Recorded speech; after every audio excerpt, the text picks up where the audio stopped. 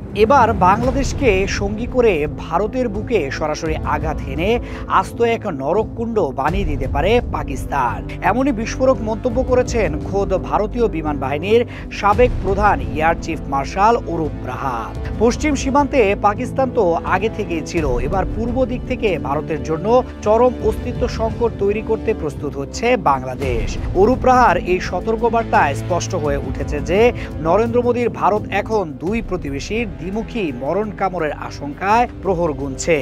ভারতের সামরিক পরিভাষায় এই ভয়াবহ পরিস্থিতিকে বলা হচ্ছে টু ফ্রন্ট টেরর থ্রেট, অর্থাৎ একই সময়ে দুই সীমান্ত দিয়ে ভারতের উপর নেমে আসতে পারে বিধ্বংসী আক্রমণ।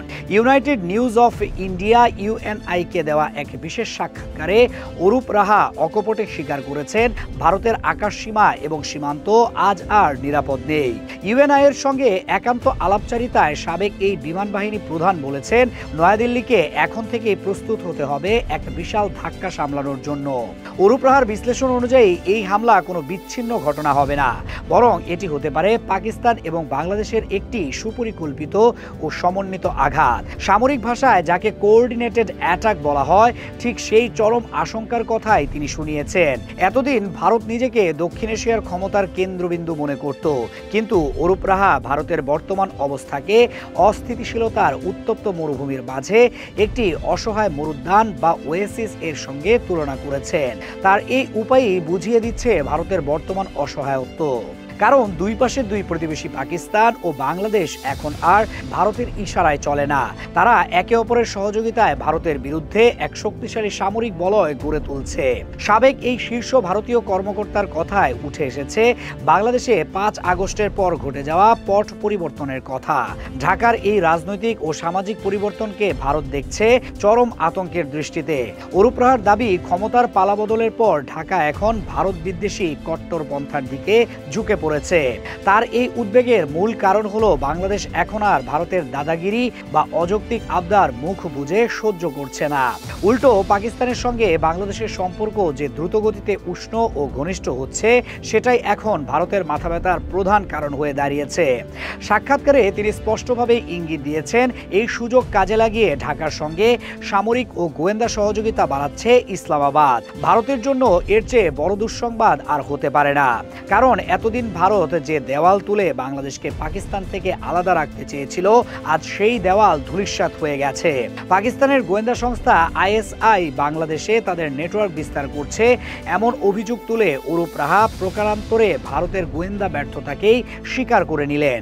অরূপ রাহা যখন নয়াদিল্লিকে গোয়েন্দা তৎপরতা বাড়ানোর পরামর্শ দেন, তখন বুঝতে বাকি থাকে না যে মোদী সরকারের বর্তমান গোয়েন্দা ব্যবস্থা প্রতিবেশী দেশগুলোর ওপর নজরদারি করতে চূড়ান্তভাবে ব্যর্থ হয়েছে। পাকিস্তান ও বাংলাদেশের এই নতুন মৈত্রী বা যুগলবন্দি ভাঙার মতো কোনো কূটনৈতিক হাতিয়ারই এখন আর ভারতের হাতে অবশিষ্ট নেই। ফলে বাধ্য হয়েই সামরিক প্রস্তুতির বুলি আওড়াতে হচ্ছে সাবেক এই বিমান প্রধানকে। তিনি উল্লেখ করেছেন, ভারতের আকাশসীমা রক্ষায় আত্মনির্ভর হওয়া ছাড়া গতি নেই, কিন্তু এখানেই রয়েছে বিশাল এক শুভঙ্করের ফাঁকি। ভারত তাদের নিজেদের তৈরি যুদ্ধবিমান তেজস নিয়ে যতই আস্ফালন করুক না কেন, বাস্তব চিত্রটি অত্যন্ত করুণ। অরূপ রাহা নিজেই স্বীকার করেছেন, দুবাই এয়ার শোতে তেজস যুদ্ধ বিমানের দুর্ঘটনা ভারতের সামরিক সক্ষমতা নিয়ে বিশ্বজুড়ে নেতিবাচক বার্তা ছড়িয়ে দিয়েছে। আন্তর্জাতিক প্রদর্শনীতেই যদি নিজেদের তৈরি বিমান ভেঙে পড়ে, তবে যুদ্ধের ময়দানে তা কতটা কাজের হবে তা নিয়ে খোদ ভারতীয় বাহিনীর অন্দরে গভীর সংশয় রয়েছে।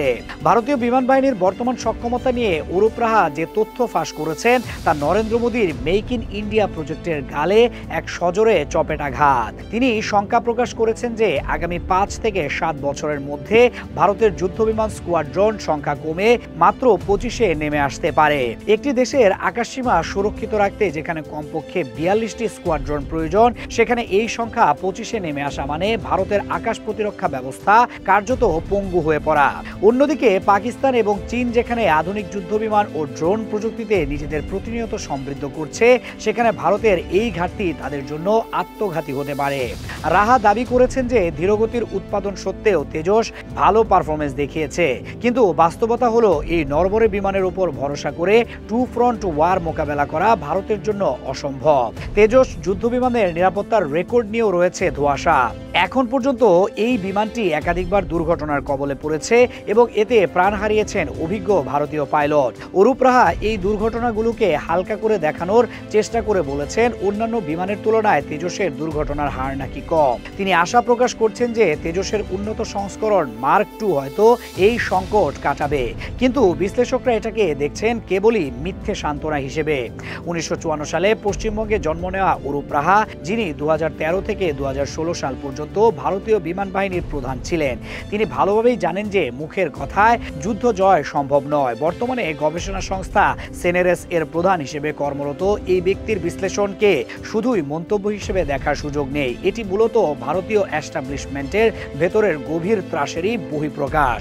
অরূপ রাহা যখন টু ফ্রন্ট টেরর থ্রেটের কথা বলেন, তখন তিনি মূলত ভারতের গলার কাটা খ্যাত চিকেন স্নেক করিডোরের নাজুক অবস্থার দিকে ইঙ্গিত করেন। মানচিত্রের দিকে তাকালে দেখা যায় শিলিগুড়ি করিডোর বা এই চিকেন স্নেক হলো ভারতের মূল ভূখণ্ডের সঙ্গে উত্তর পূর্বাঞ্চলীয় 7টি রাজ্যের সংযোগকারী একমাত্র সরু পথ।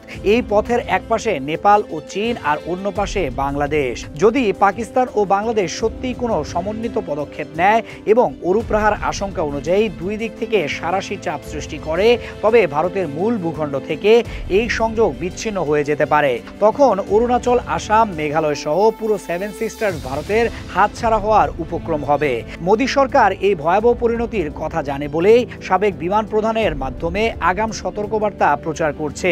তারা জনগণকে বোঝাতে চাইছে যে প্রতিবেশীরা তাদের জন্য হুমকি, যাতে করে অভ্যন্তরীণ রাজনীতিতে উগ্র জাতীয়তাবাদের তাস খেলা যায়। পাকিস্তান এবং বাংলাদেশের এই নতুন সমীকরণ ভারতকে কেন এতটা ভীত সন্ত্রস্ত করছে, তার পেছনে রয়েছে আইএসআই এর দীর্ঘমেয়াদী পরিকল্পনার ভয়। অরূপ রাহা সরাসরি আইএসআই এর নাম নিয়ে বলেছেন, তারা বাংলাদেশে তৎপরতা বাড়াচ্ছে। ভারতের মূল ভয়ের জায়গাটি হলো পাকিস্তান যদি সত্যি তাদের উন্নত সামরিক প্রযুক্তি বা ড্রোন টেকনোলজি বাংলাদেশের সঙ্গে শেয়ার করে, অথবা বাংলাদেশের মাটি ব্যবহার করে ভারতের পূর্বাঞ্চলে অস্থিরতা উস্কে দেয়, তবে ভারতের বিশাল সেনাবাহিনী দিয়েও তা সামাল দেওয়া সম্ভব হবে না।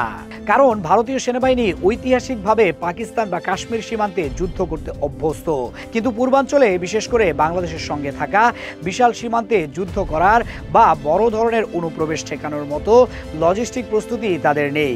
এতদিন তারা বাংলাদেশকে অনুগত রাষ্ট্র ভেবে নিশ্চিত ছিল। এখন সেই বন্ধু রাষ্ট্র যদি চোখে চোখ রেখে কথা বলছে, তখন ভারতের পায়ের তলার মাটি সরে যাচ্ছে। অরূপ রাহা তার সাক্ষাৎকারে ভারতকে অপ্রয়োজনীয় সংঘাতে না জড়ানোর পরামর্শ দিয়েছেন।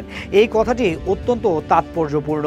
একজন সাবেক সেনাপ্রধান যখন দেশকে সংঘাতে না জড়ানোর পরামর্শ দেন, তখন বুঝতে হবে তিনি জানেন বর্তমানে ভারতের সেই সক্ষমতা নেই যা দিয়ে তারা একই সঙ্গে পাকিস্তান এবং বাংলাদেশকে মোকাবেলা করতে পারে। এটি পরোক্ষভাবে ভারতের সামরিক দুর্বলতারই স্বীকারোক্তি। তিনি আকস্মিক পরিস্থিতি মোকাবেলায় প্রস্তুতির কথা বলেছেন ঠিকই, কিন্তু ভঙ্গুর অর্থনীতি নিয়ে সেই প্রস্তুতি নেওয়া কি এখন ভারতের পক্ষে সম্ভব? বেকারত্ব এবং অভ্যন্তরীণ সাম্প্রদায়িক বিভাজন ভারতের জাতীয় ঐক্যকে ভেতর থেকে দুর্বল করে দিয়েছে। এমন পরিস্থিতিতে সীমান্তে বড় কোনো সংঘাত তৈরি হলে মোদী সরকারের মসনদ টলমল করে উঠবে। অরূপ রাহা এই সাক্ষাৎকারে সন্ত্রাসী হামলা শব্দটি ব্যবহার করেছেন, যা ভারতের একটি পুরনো ও ভোতা কৌশল। যখনই কোনো প্রতিবেশী দেশ নিজেদের সার্বভৌমত্ব রক্ষায় সোচ্চার হয়, তখনই ভারত সেটাকে সন্ত্রাসবাদ বলে চালিয়ে দেওয়ার চেষ্টা করে। পাকিস্তান ও বাংলাদেশের সামরিক এবং গোয়েন্দা সহযোগিতাকে সন্ত্রাসী কার্যক্রম বলে আখ্যায়িত করে অরূপ রাহা মূলত বিশ্ববাসীকে বিভ্রান্ত করার চেষ্টা করছেন। কিন্তু ধ্রুব সত্য হলো, ভারত ভয় পাচ্ছে যে তাদের দীর্ঘদিনের আধিপত্যবাদের দিন শেষ হতে চলেছে। পাকিস্তান তাদের পশ্চিমাংশে এবং বাংলাদেশ তাদের পূর্বাংশে যে শক্ত প্রতিরোধ বুদ্ধ গড়ে তুলছে, তা ভারতকে একটি আবদ্ধ খাঁচার মধ্যে বন্দী করে ফেলছে। এই চক্রবুদ্ধ থেকে বের হওয়ার কোনো সহজ পথ মোদির সামনে খোলা নেই। ভারতের হাতে থাকা বিকল্পগুলো এখন খুব সীমিত। তারা চাইলেও এখন আর আগের মতো বাংলাদেশে সরকার পরিবর্তন বা রাজনৈতিক হস্তক্ষেপে সফল হতে পারছে না, কারণ বাংলাদেশের জনগণ এখন তীব্র ভারত বিরোধী চেতনায় উজ্জীবিত। অন্যদিকে পাকিস্তানের সঙ্গে ভারতের সম্পর্ক বরাবরই তলানিতে। এই নাজুক অবস্থায় অরূপ রাহার মতো সামরিক বিশেষজ্ঞরা যখন সতর্ক ঘণ্টা বাজান, তখন তা ভারতের সাধারণ মানুষের মনেও ভীতির সঞ্চার করে। তারা বুঝতে পারছে যে মোদী সরকার তাদের যে বিশ্বগুরু হওয়ার স্বপ্ন দেখিয়েছিল তা আসলে অন্তঃসার শূন্য ফানুস মাত্র। প্রতিবেশীদের সঙ্গে সুসম্পর্ক না রেখে কেবল অস্ত্রের ভয় দেখিয়ে যে নিরাপত্তা নিশ্চিত করা যায় না তা আজ হাড়ে হাড়ে টের পাচ্ছে নয়াদিল্লি।